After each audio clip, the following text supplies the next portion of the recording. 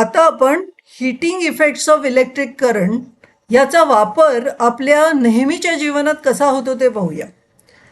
तुम्ही बघितलंय की जर करंट एखाद्या वायरमधून गेला तर खूप वेळ गेला तर ती वायर तापते, हे आपण बघितलेलं आहे. का तापते? कारण त्या वायरमधले असलेले ॲटम्स आहेत ते त्या अडथळे निर्माण करतात. त्या अडथळ्यांनाच आपण रेझिस्टन्स असं म्हणतो. ओके, तर हा जो गुणधर्म आहे ना, तो वापरून आपण काय करतो की वेगवेगळ्या गोष्टींमध्ये आपल्या दैनंदिन जीवनाच्या वापरासाठी आपण उष्णता निर्माण करायला हा गुणधर्म वापरतो. तर एक ह्याच्यामधला शब्द लक्षात ठेवायचा आहे, सोलेनॉइड टाईप. म्हणजे काय? स्प्रिंग सारखी असणारी वायर आहे ना, त्याला सोलेनॉइड टाईप असं म्हणतात. आणि ही आहे, याला कॉइल्ड वायर म्हणतात. म्हणजे ती स्प्रिंग आहे ना, त्याचा आणखीन तसंच गोल गोल गोल गोल केलाय. हां, आता हे सगळं जे आहे ना, ते वेगवेगळ्या गोष्टींमध्ये आपण वापरतो. म्हणजे इस्त्रीमध्ये कॉईल असते, इस्त्रीमध्ये कॉईल असते. नंतर आपण चूल आहे त्याच्यामध्ये कॉईल असते, बल्ब असतो त्याच्यामध्ये कॉईल असते. तर तो कशा रीतीने त्याचा वापर होतो ना, हे आपण पाहणार आहोत. ते आपलं अगोदर झालेलं आहे, पण आपण पुन्हा एकदा करूया. पदार्थ आहेत ना, म्हणजे गोल्ड, सिल्वर, कॉपर, वूड वगैरे, हे सगळे दोन प्रकारात डिवाइड केले जातात. एक टाईपचे पदार्थ आहे ना, ते अडथळा निर्माण करतात, पण तरीसुद्धा इलेक्ट्रिसिटी त्यांच्यामधून वाहू शकते.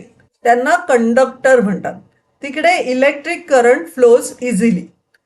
इन्सुलेटर ह्यांच्यामधून ना इतकं ते त्यांचे ॲटम्स हे असतात का ते अजिबात इलेक्ट्रिसिटीला वाहू देत नाहीत किंवा अगदी थोडी इलेक्ट्रिसिटी त्यांच्यातून वाहू शकते. अशा ह्यांना इन्सुलेटर्स म्हणतात.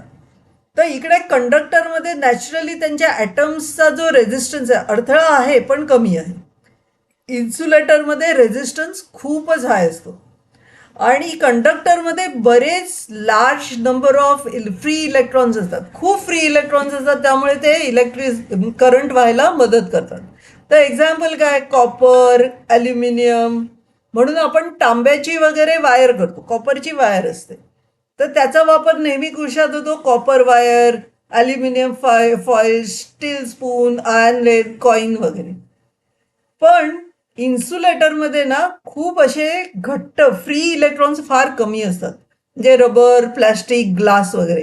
तर आपण इन्सुलेटर कशासाठी वापरतो? जिकडे इलेक्ट्रिसिटी आपण हँडल करायला जातो आणि शॉक बसू नये ना, अशा ठिकाणी रबर ग्लोव्ज, नंतर प्लॅस्टिकचा cell, wooden table, glass bottle, thermocol वगैरे ह्याच्यासाठी आपण इन्सुलेटर्सचा वापर करतो.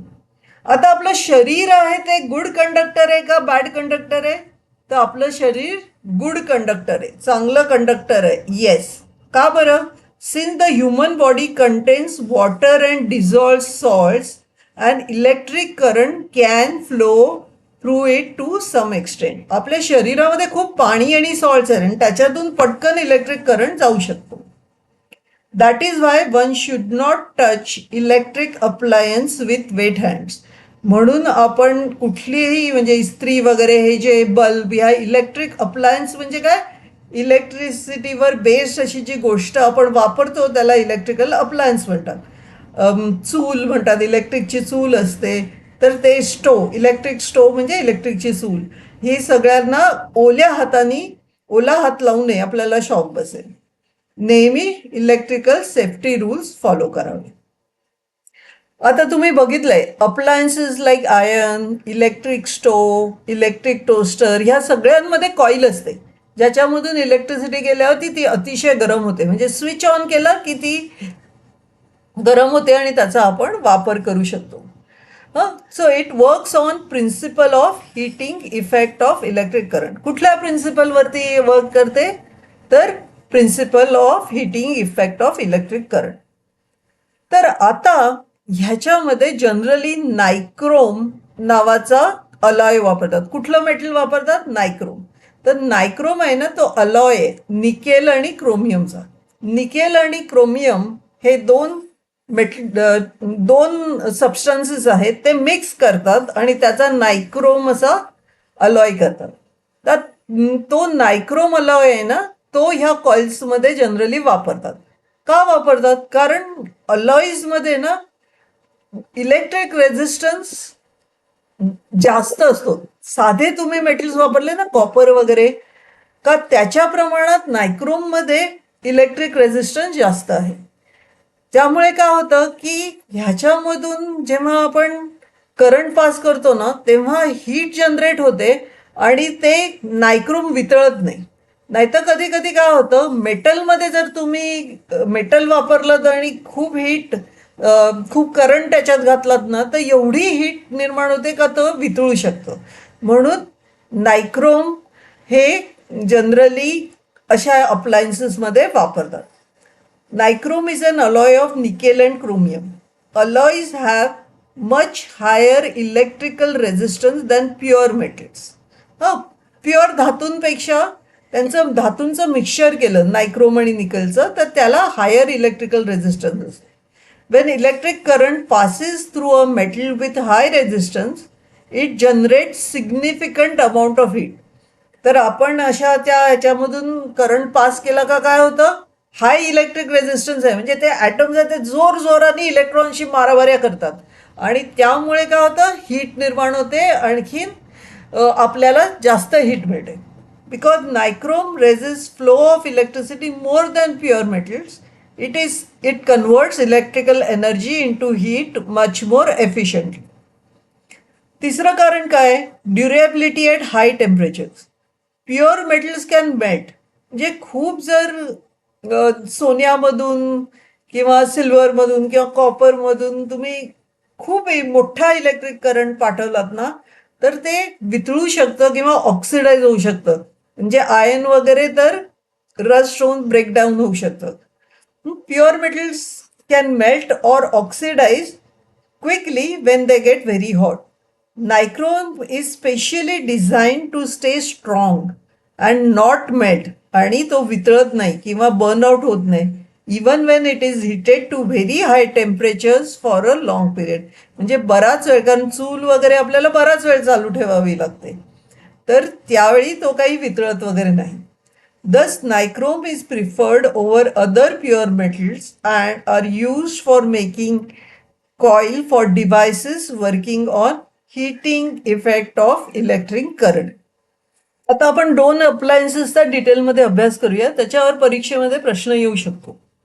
Explain working of electric stove. इलेक्ट्रिकची बघा चूल आहे आणि इकडे आहे ना, ही आहे इकडे नायक्रोमची कॉईल घातलेली आहे. कॉईल ऑफ कुकरमध्ये पण बघा ही नायक्रोमची कॉईल आहे, हीटरमध्ये पण नायक्रोमची कॉईल आहे. ओके, तर आता आपल्याला इलेक्ट्रिक स्टोवचं वर्किंग एक्सप्लेन करायचं आहे. तर इलेक्ट्रिक स्टोवमध्ये काय असतं, नायक्रोमची कॉईल असते आणि आपण बघितलेलंच आहे की नायक्रोम आहे तो काय करतो, तो त्याच्यामध्ये हायर रेझिस्टन्स आहे इतर मेटल्सपेक्षा आणि तो पटकन असा वितळत नाही, म्हणून आपण इलेक्ट्रिक स्टोवमध्ये नायक्रोम वापरतो. तर वाचूया. पहिलं म्हणजे तुम्हाला एक्सप्लेन वर्किंग करायला सांगितलं तर कुठल्या इलेक्ट्रिसिटीच्या प्रिन्सिपलवरती ते अप्लायन्स बेस्ड आहे हे लिहायचं. And electric stove hot plate uses थर्मलचा अर्थ heating effect of an electric current. The conducting material with high resistivity is use here. तर कुठलं वापरतात, a conductor material with high resistivity is used. A coil of nichrome alloy is used in an electric stove. In the stove, nichrome is used because nichrome resists the flow of electricity more than pure metals. It converts electrical energy to heat much more efficiently. Nichrome काय करतो, तो electrical energy हीटमध्ये convert म्हणजे बदलतो जास्त efficiently, म्हणजे जास्त चांगल्या रीतीने तो बदलू शकतो. Nichrome is specifically design to stay strong, not melt or burn out. नायक्रोम काय होतं, तो वितळत नाही even when it is heated to a very high temperature for long periods.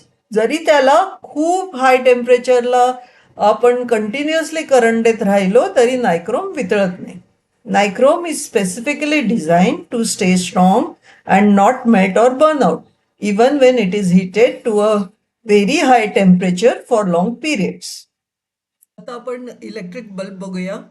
Electric बल्बवर नेहमी प्रश्न विचारतात. हा खूप फेवरेट आहे एक्झामिनरचा, तर हा एकदम नीट करायचा. पहिलं कन्स्ट्रक्शन बघू त्याचं. हा असा काचेचं स्ट्रक्चर आहे. काचेच्या ग्लास बल्बमध्ये मध्ये या ग्लासला सपोर्ट आहे. नंतर इथे एक पोकळी आहे, त्याच्यामध्ये इनर्ट गॅस टाकतात. मग ही स्क्रू कॅप आहे आणि आतली जी कॉईल आहे ती सोलोनॉइड टाईप कॉईल आहे. ही सोलोनॉइड टाईप कॉईल आहे, ती अगदी बारीक फिलामेंटची आहे. फिलामेंट म्हणजे बारीक असं धाग्यासारखं इतकं बारीक मेटलचं आहे की हे झालं त्याचं कन्स्ट्रक्शन. आता जेव्हा आपण त्याचं डिस्क्रिप्शन करायला लागतो तेव्हा आपण पहिल्यांदा त्याबद्दलचं प्रिन्सिपल म्हणतो. An electric bulb uses thermal effect of electric current. Thermal किंवा heating effect. A conductor with high resistivity is used here. ही जी वायर आहे is a conductor with high resistivity. The electric current heats up the wire up to about nearly 3422 degrees and emits electric light. एवढी गरम करतात, एवढी तापवतात की खूप तापली the wire का त्याच्यातून प्रकाश बाहेर पडतो. त्याला एमिट्स द लाईट म्हणतात. Intensity of light emitted by the filament of the bulb depends on the temperature of the filament. It increases with the temperature. आता ही प्रखरता, इंटेन्सिटी म्हणजे प्रखरता. हे लाईट जो प्रकाश प्रोड्यूस झाला आहे त्याची प्रखरता कशावर डिपेंडंट आहे? त्या फिलामेंटच्या टेम्परेचरवर. म्हणजे किती ते उष्ण होतं आहे आणि त्याचं टेम्परेचर किती आहे त्याच्यावर आहे. त्यामुळे तुम्ही काही बल्ब बघितलेत ना, ते कमी प्रकाश देतात, काही अतिशय प्रखर प्रकाश देतात, तर त्याप्रमाणे ती इंटेन्सिटी डिटर्मिन होते. आणि इट इन्क्रीजेस विथ टेम्परेचर. म्हणजे हायर इंटेन्सिटीचे बल्ब असतात त्यांना ते हाय टेम्परेचरला असतात, म्हणजे जास्त आणि ते गरम असतात.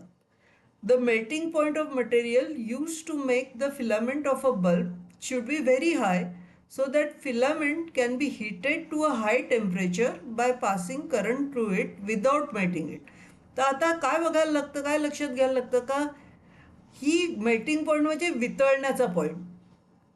हे फिलामेंटचं असं मटेरियल असलं पाहिजे की ते खूप हाय टेम्परेचरला वितळणार नाही, म्हणजे त्याचा मेल्टिंग पॉईंट व्हेरी हाय असला पाहिजे. ओके. आणि त्याच्यामुळे आपल्याला जास्त प्रकाश मिळू शकेल.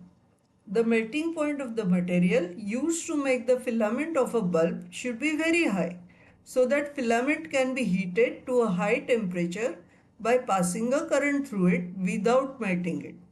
This enables us to obtain more light. आणि ह्यामुळे आपल्याला जास्त प्रकाश मिळू शकतो. Tungsten has high resistance and high melting point. म्हणून आपण कुठलं मटेरियल वापरतो? टंगस्टन. त्याचा हाय रेझिस्टन्स पण खूप हाय आहे आणि हाय मेल्टिंग पॉईंट पण आहे, जे तो पटकन वितळणार नाही.